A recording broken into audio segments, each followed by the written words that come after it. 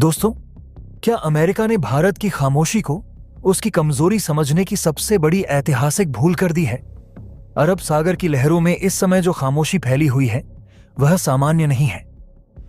यह वही खामोशी है जो किसी बड़े तूफान से ठीक पहले दिखाई देती है, और इस तूफान का केंद्र बन चुका है चाबहार पोर्ट, एक ऐसा बंदरगाह जो केवल एक पोर्ट नहीं बल्कि भारत की समुद्री रणनीति का सबसे मजबूत दरवाजा है। खबरें बता रही हैं कि वॉशिंगटन से निकले एक आदेश ने हिंद महासागर की इस शांत सतह के नीचे उबाल पैदा कर दिया है। यह आदेश उस नीति का हिस्सा बताया जा रहा है जिसमें यूनाइटेड स्टेट्स ने ईरान पर दबाव बनाने के नाम पर गल्फ ऑफ ओमान और उससे जुड़े समुद्री मार्गों में अपनी सैन्य गतिविधियों को अचानक बढ़ा दिया है। दिल्ली के रणनीतिक गलियारों में इस कदम को केवल एक कूटनीतिक दबाव नहीं बल्कि भारत के सबसे महत्वपूर्ण आर्थिक और रणनीतिक मार्ग पर सीधी चुनौती माना जा रहा है, क्योंकि चाबहार वह रास्ता है जिसके सहारे इंडिया पाकिस्तान को पूरी तरह बाईपास करते हुए अफगानिस्तान और सेंट्रल एशिया तक पहुंचता है।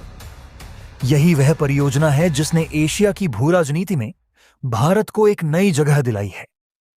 दरअसल चाबहार की कहानी केवल एक बंदरगाह की कहानी नहीं है, यह उस लंबे संघर्ष की कहानी है जिसमें भारत ने अपने व्यापार और रणनीतिक हितों को सुरक्षित रखने के लिए एक वैकल्पिक रास्ता तैयार किया।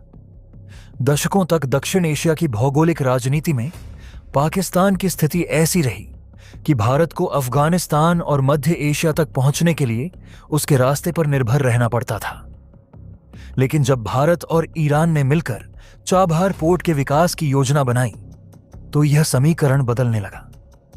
इस परियोजना ने भारत को वह रास्ता दिया जिससे वह पाकिस्तान को पूरी तरह बाईपास करते हुए सीधे अफगानिस्तान और उससे आगे मध्य एशिया के विशाल बाजारों तक पहुंच सकता था।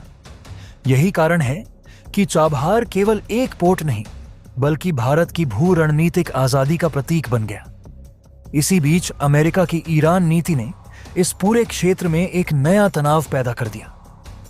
ईरान पर आर्थिक प्रतिबंधों और सैन्य दबाव की रणनीति के तहत अमेरिका ने ओमान की खाड़ी और अरब सागर के आसपास अपने नौसैनिक जहाजों और निगरानी तंत्र को मजबूत करना शुरू कर दिया। यह कदम अमेरिका के लिए भले ही ईरान पर दबाव बनाने की रणनीति हो, लेकिन भारत के लिए यह स्थिति कहीं अधिक जटिल है, क्योंकि चाबहार से गुजरने वाला समुद्री मार्ग केवल ईरान का नहीं बल्कि भारत के व्यापारिक और ऊर्जा हितों का भी प्रमुख रास्ता है। अगर इस क्षेत्र में सैन्य तनाव बढ़ता है तो इसका सीधा असर भारत की उस रणनीति पर पड़ सकता है जिसके सहारे वह मध्य एशिया तक अपनी आर्थिक पहुंच बढ़ा रहा है। भारत की रणनीतिक सोच हमेशा से संतुलन और धैर्य पर आधारित रही है। नई दिल्ली अक्सर अपनी चालों को सार्वजनिक मंचों पर नहीं बल्कि पर्दे के पीछे तय करती है। यही कारण है कि जब अमेरिका की गतिविधियों में अचानक तेजी आई तो भारत की ओर से कोई तीखी प्रतिक्रिया सामने नहीं आई। लेकिन विशेषज्ञों का मानना है कि यह खामोशी कमजोरी नहीं बल्कि एक सोची समझी रणनीति का हिस्सा हो सकती है। भारतीय नौसेना और रणनीतिक संस्थानों में इस पूरे घटनाक्रम का गहराई से अध्ययन किया जा रहा है। चाबहार का महत्व केवल व्यापार तक सीमित नहीं है, यह भारत के लिए उस बड़े नेटवर्क का हिस्सा है जिसे अंतर्राष्ट्रीय उत्तर दक्षिण परिवहन गलियारा कहा जाता है। यह गलियारा भारत को ईरान, काकेशस, रूस और यूरोप तक जोड़ने की क्षमता रखता है। यदि यह नेटवर्क पूरी तरह विकसित हो जाता है तो भारत का व्यापारिक मार्ग पारंपरिक समुद्री रास्तों की तुलना में कहीं तेज और सस्ता हो सकता है। यही कारण है कि भारत इस परियोजना को केवल एक बंदरगाह के रूप में नहीं बल्कि एक बड़े भू आर्थिक नेटवर्क के प्रवेश द्वार के रूप में देखता है।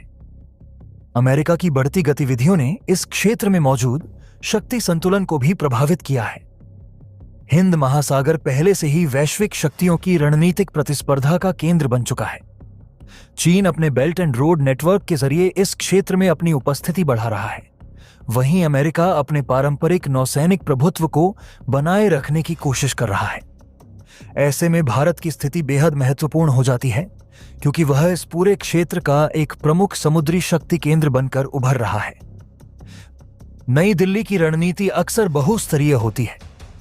एक तरफ भारत अमेरिका के साथ रक्षा और तकनीकी सहयोग को बढ़ा रहा है, वहीं दूसरी तरफ वह ईरान के साथ अपने आर्थिक और रणनीतिक संबंधों को भी बनाए रखने की कोशिश कर रहा है।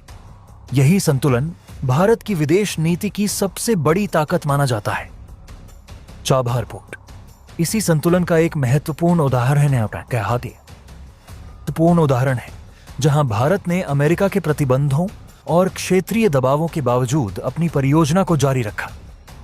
इस पूरे घटनाक्रम में एक और महत्वपूर्ण पहलू है और वह है समुद्री सुरक्षा। ओमान की खाड़ी और अरब सागर के ये रास्ते केवल व्यापारिक मार्ग नहीं बल्कि वैश्विक ऊर्जा आपूर्ति की जीवन रेखा भी हैं। दुनिया के कई बड़े तेल टैंकर इसी क्षेत्र से गुजरते हैं।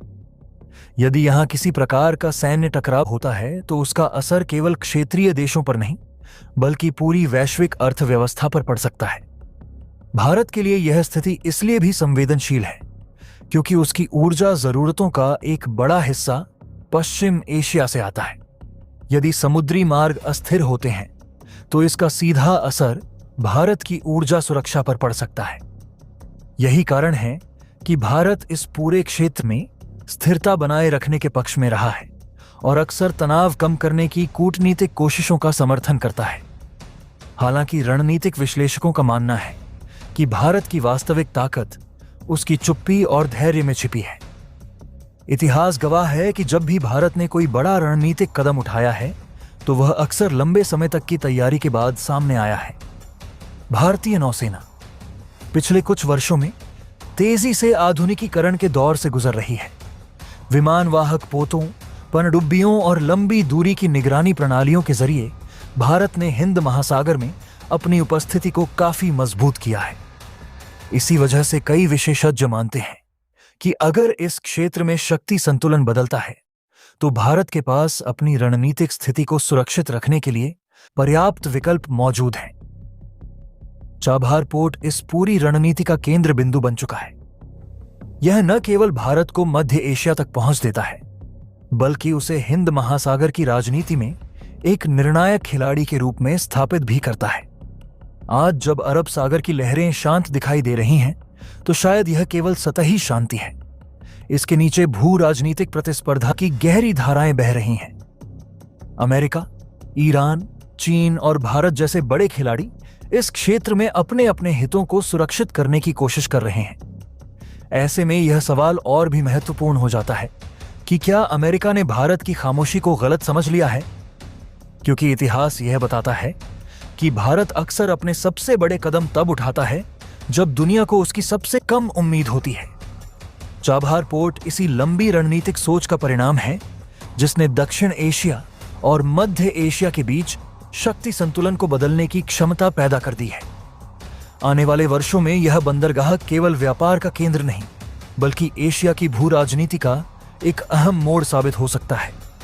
और शायद यही कारण है कि अरब सागर की यह खामोशी केवल खामोशी नहीं बल्कि एक ऐसे खेल की शुरुआत है जिसमें हर चाल का असर हजारों किलोमीटर दूर तक महसूस किया जा सकता है। आने वाले समय में यह साफ होगा कि यह खामोशी वास्तव में तूफान से पहले की शांति है या फिर एक ऐसी रणनीतिक चाल जिसका असली प्रभाव अभी दुनिया को समझना बाकी है। लेकिन अब जब अमेरिकी युद्धपोत उसी समुद्री क्षेत्र में अपनी ताकत दिखाने लगे हैं तो सवाल उठ रहा है कि क्या यह केवल संयोग है या फिर कोई बहुत बड़ी रणनीतिक चाल।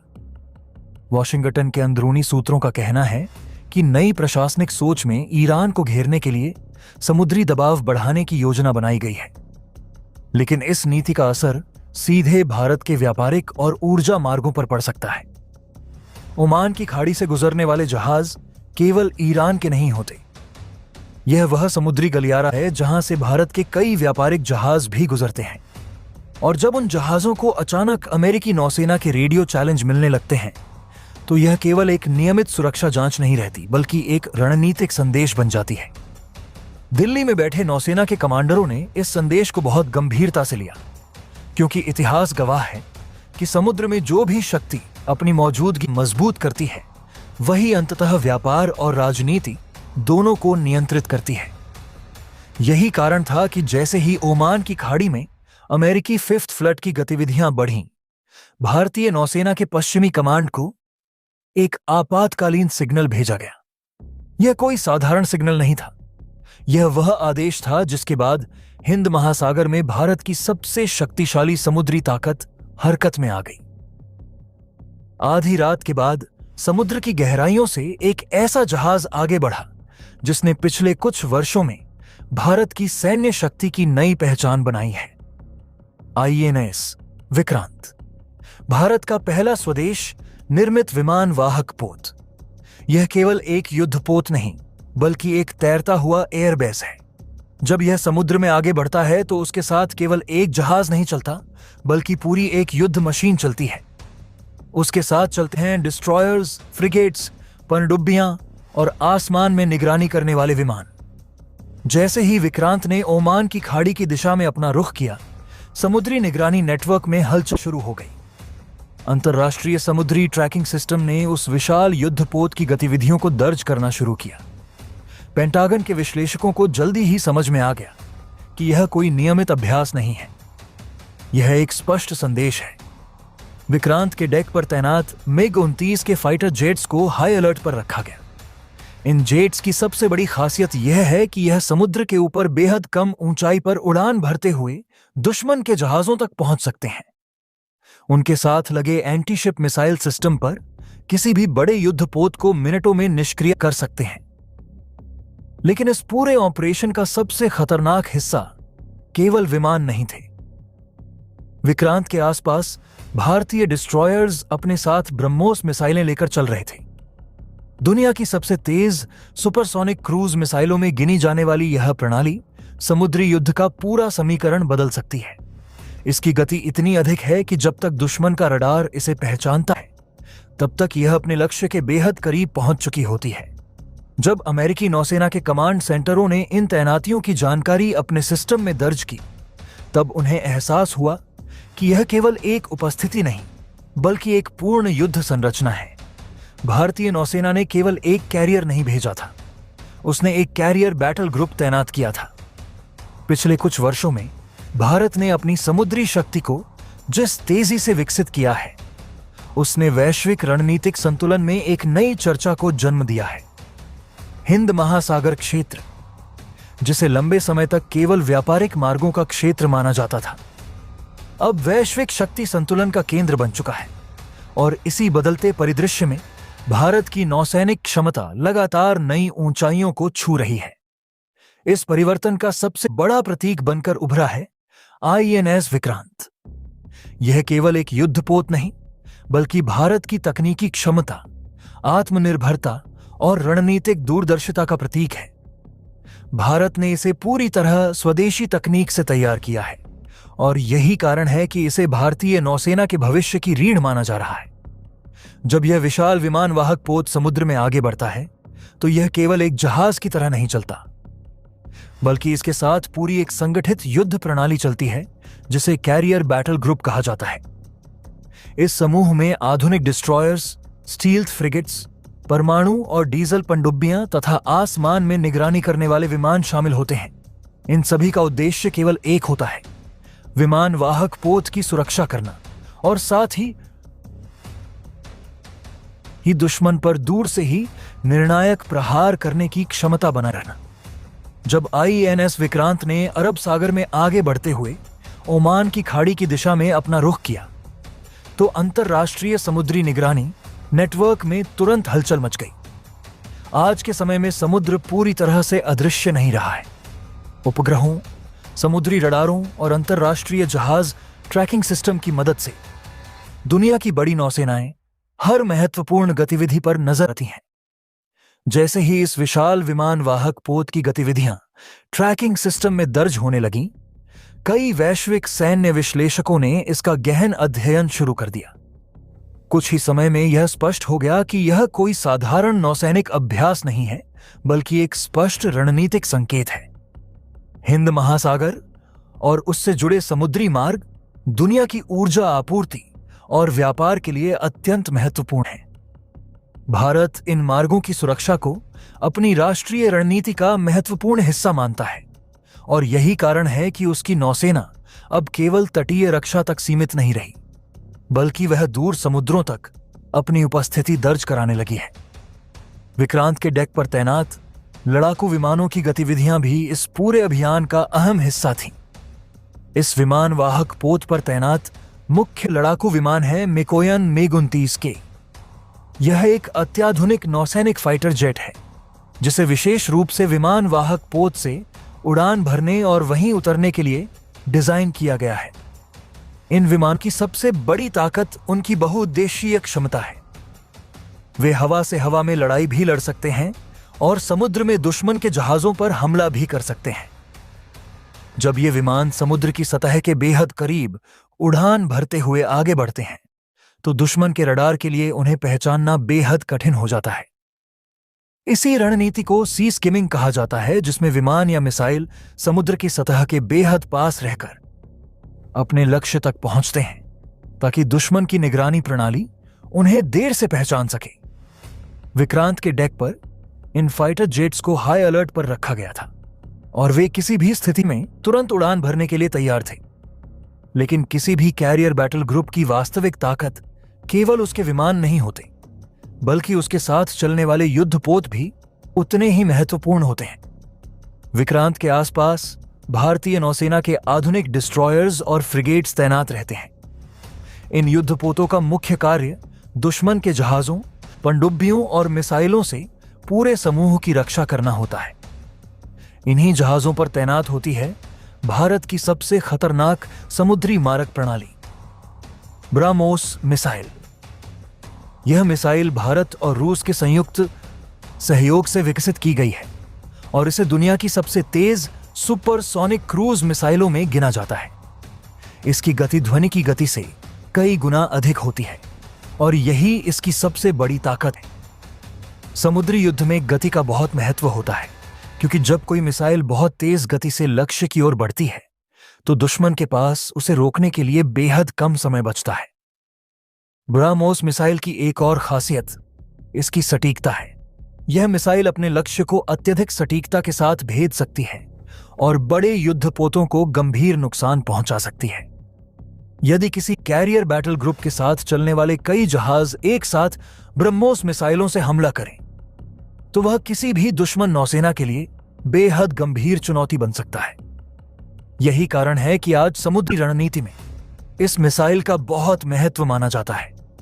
जब दुनिया की बड़ी नौसेनाएं समुद्र में किसी कैरियर बैटल ग्रुप की गतिविधि को देखती हैं तो वे केवल एक जहाज नहीं देखती, बल्कि एक पूरी युद्ध संरचना को समझती हैं। यही स्थिति तब बनी जब अमेरिकी सैन्य विश्लेषकों ने भारतीय नौसेना की इस तैनाती को अपने सिस्टम में दर्ज किया। जैसे ही उन्हें यह जानकारी मिली कि विमान वाहक पोत के साथ कई आधुनिक युद्धपोत, पनडुब्बियां और लड़ाकू विमान तैनात हैं, उन्होंने इसे एक पूर्ण युद्ध संरचना के रूप में देखना शुरू कर दिया। किसी भी कैरियर बैटल ग्रुप का उद्देश्य केवल शक्ति प्रदर्शन नहीं होता, बल्कि यह एक ऐसा मोबाइल सैन्य अड्डा होता है जो समुद्र में कहीं भी जाकर युद्ध संचालन कर सकता है। भारत के लिए इस प्रकार की क्षमता का महत्व इसीलिए भी बढ़ जाता है क्योंकि उसका अधिकांश व्यापार समुद्री मार्गों से होता है। ऊर्जा आपूर्ति का बड़ा हिस्सा भी समुद्र के रास्ते ही देश तक पहुंचता है। ऐसे में इन समुद्री मार्गों की सुरक्षा सुनिश्चित करना भारत की राष्ट्रीय सुरक्षा का अहम हिस्सा बन जाता है।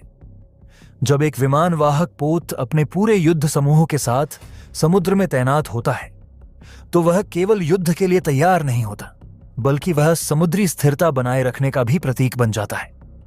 समुद्री रणनीति में एक और महत्वपूर्ण पहलू है समुद्र के नीचे चल रही गतिविधियां। जब किसी कैरियर बैटल ग्रुप की तैनाती होती है तो उसके आसपास अक्सर पनडुब्बियां भी सक्रिय रहती हैं। ये पनडुब्बियां दुश्मन की पनडुब्बियों को दूर रखने का काम करती हैं और आवश्यकता पड़ने पर दुश्मन के जहाजों पर हमला भी कर सकती हैं। आधुनिक नौसैनिक युद्ध में पनडुब्बियों की भूमिका बेहद महत्वपूर्ण मानी जाती है क्योंकि वे दुश्मन के लिए लगभग अदृश्य होती हैं। इस प्रकार जब किसी क्षेत्र में एक पूर्ण कैरियर बैटल ग्रुप तैनात होता है तो वह समुद्र, आसमान और समुद्र के नीचे तीनों स्तरों पर अपनी उपस्थिति दर्ज कराता है। यही कारण है कि आज के समय में विमान वाहक पोत को किसी भी नौसेना की सबसे शक्तिशाली संपत्ति माना जाता है। यह केवल एक जहाज नहीं, बल्कि एक चलता फिरता सैन्य अड्डा होता है जो हजारों किलोमीटर दूर तक शक्ति प्रक्षेपण करने की क्षमता रखता है। भारत की नौसैनिक रणनीति अब केवल अपने तटों की रक्षा तक सीमित नहीं रही है। देश ने यह समझ लिया है कि वैश्विक व्यापार और ऊर्जा मार्गों की सुरक्षा के लिए उसे समुद्र में दूर तक सक्रिय रहना होगा। इसी सोच के तहत भारतीय नौसेना लगातार अपने जहाजों, पनडुब्बियों और समुद्री विमानों की संख्या और क्षमता बढ़ा रही है। भविष्य में और भी उन्नत विमानवाहक पोत, स्टील्थ युद्धपोत और अत्याधुनिक मिसाइल प्रणालियां भारतीय नौसेना का हिस्सा बनने वाली हैं। इन सभी प्रयासों का उद्देश्य एक ही है, हिंद महासागर क्षेत्र में स्थिरता बनाए रखना और भारत के राष्ट्रीय हितों की रक्षा करना। जब कोई देश समुद्र में इतनी संगठित और शक्तिशाली सैन्य संरचना तैनात करने की क्षमता रखता है, तो वह केवल अपनी रक्षा ही नहीं करता, बल्कि क्षेत्रीय शक्ति संतुलन में भी महत्वपूर्ण भूमिका निभाता है। यही कारण है कि आज भारतीय नौसेना की गतिविधियों पर दुनिया की बड़ी शक्तियों की नजर रहती है। और यही वह क्षण था जब वैश्विक सैन्य विश्लेषकों को यह स्पष्ट रूप से समझ में आने लगा कि समुद्र में दिखाई दे रही यह तैनाती केवल एक जहाज की यात्रा नहीं है, यह एक संदेश है। एक ऐसा संदेश जो बताता है कि भारत अब केवल एक तटीय शक्ति नहीं, बल्कि एक उभरती हुई समुद्री शक्ति है जो अपने हितों की रक्षा करने के लिए समुद्र के किसी भी हिस्से तक पहुंचने की क्षमता रखती है। लेकिन कहानी यहीं खत्म नहीं होती। इसी समय समुद्र के नीचे भी एक अदृश्य खेल शुरू हो चुका था। भारतीय नौसेना की पनडुब्बियां, जिनकी गतिविधियां सार्वजनिक रूप से कभी सामने नहीं आती, इस क्षेत्र में पहले ही अपनी जगह बना चुकी थीं। पनडुब्बियां समुद्री युद्ध का सबसे खतरनाक हथियार मानी जाती हैं, क्योंकि उनका पता लगाना बेहद मुश्किल होता है। अमेरिकी नौसेना के सोनार ऑपरेटरों को कुछ असामान्य ध्वनिक संकेत मिलने लगे। यह संकेत बताते थे कि समुद्र के नीचे कोई गतिविधि चल रही है। हालांकि वे यह तय नहीं कर पा रहे थे कि कितनी पनडुब्बियां मौजूद हैं और वे किस दूरी पर हैं। लेकिन इतना जरूर साफ था कि भारतीय नौसेना ने केवल सतह पर नहीं, बल्कि समुद्र की गहराइयों में भी अपनी उपस्थिति दर्ज करा दी है। इस पूरे घटनाक्रम ने एक नया समीकरण पैदा कर दिया। अमेरिका दुनिया की सबसे बड़ी नौसेना रखता है, उसके पास दर्जनों एयरक्राफ्ट कैरियर हैं और उसकी समुद्री शक्ति को चुनौती देना किसी भी देश के लिए आसान नहीं माना जाता। लेकिन हिंद महासागर भारत का घरेलू मैदान है। यहां की हर समुद्री धारा, हर रणनीतिक मार्ग और हर तट रेखा भारतीय नौसेना के अध्ययन का हिस्सा रहे हैं। यही कारण है कि जब दोनों शक्तियां इस क्षेत्र में आमने सामने दिखाई देने लगीं, तो दुनिया के रणनीतिक विशेषज्ञों ने इसे बहुत ध्यान से देखना शुरू कर दिया। क्योंकि अगर इस क्षेत्र में कोई भी गलत कदम उठता है, तो उसका असर केवल दो देशों तक सीमित नहीं रहेगा। चाबहार के आसपास का समुद्री इलाका वैश्विक ऊर्जा आपूर्ति का महत्वपूर्ण मार्ग है। अरब सागर की लहरों के नीचे और उसके ऊपर इस समय जो रणनीतिक हलचल चल रही है, वह केवल कुछ युद्धपोतों की तैनाती या किसी एक देश की शक्ति प्रदर्शन की कहानी नहीं है, बल्कि यह उस बदलती वैश्विक व्यवस्था का संकेत है जिसमें समुद्र अब केवल व्यापार के रास्ते नहीं रहे, बल्कि शक्ति, रणनीति और भू राजनीतिक प्रभाव के सबसे महत्वपूर्ण मंच बन चुके हैं। खाड़ी क्षेत्र से निकलने वाला तेल, जो विश्व अर्थव्यवस्था की धड़कन माना जाता है, उन्हीं समुद्री मार्गों से होकर एशिया और यूरोप के विशाल बाजारों तक पहुंचता है। और इन मार्गों में सबसे महत्वपूर्ण स्थानों में से एक है ओमान की खाड़ी और उसके पास स्थित ईरान का रणनीतिक बंदरगाह चाबहार पोर्ट। यह केवल एक बंदरगाह नहीं, बल्कि एक ऐसा दरवाजा है जिसने भारत की विदेश नीति, व्यापारिक रणनीति और क्षेत्रीय प्रभाव को एक नई दिशा दी है। दोस्तों, आपकी क्या राय है कमेंट बॉक्स में जरूर से बताएं और साथ ही चैनल को सब्सक्राइब करना ना भूलें। आपके एक सब्सक्राइब से हमारी काफी बड़ी मदद होती है। जय हिंद।